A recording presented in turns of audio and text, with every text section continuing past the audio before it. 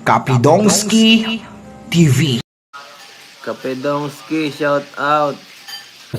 Andan din po si Kapidongski. Kaya taga ano si Kapidongski, taga Padada yan eh. Nabulusor, Kapidongski. Grabe ugali ni Erica makapag-outing pero hindi dumalaw kay Lola. Sabi nga ng mga supporters ni Erica, bakit raw si Erica ang bibigyan ng katungkulan para kay Lola na apo lang raw si Erica at nag-aaral pa raw si Erica. Mga bobo rin tong mga supporters ni Erica, sinabi nga nila tita hindi nila kailangan ng pera galing kay Erica, ang gusto lang ni Lola ang presensya ni Erica na dalawin ni Erica si Lola, dahil alam naman natin na mahal ni Lola si Erica.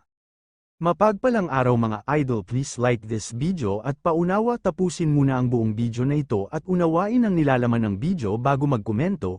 Daghang salamat mga idol sa walang sawang pagsuporta ninyo sa Kalingap, lalo na sa major sponsor ni Kay Edo na si Mami Lydia Nab Ide, ingat ka dyan mi sa San Francisco, USA.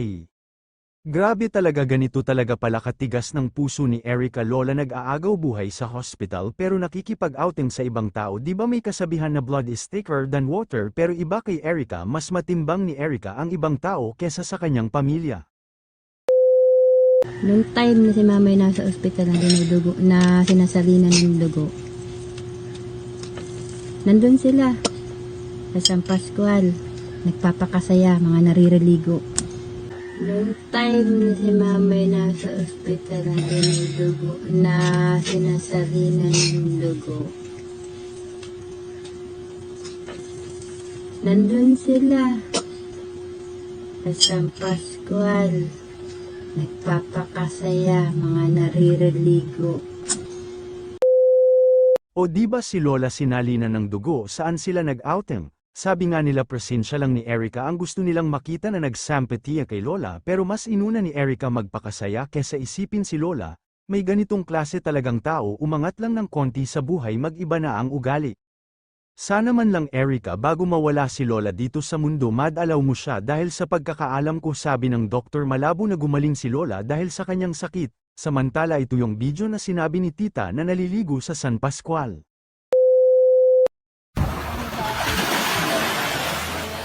Castle yan. Wala ka lang. Castle? Castle yan.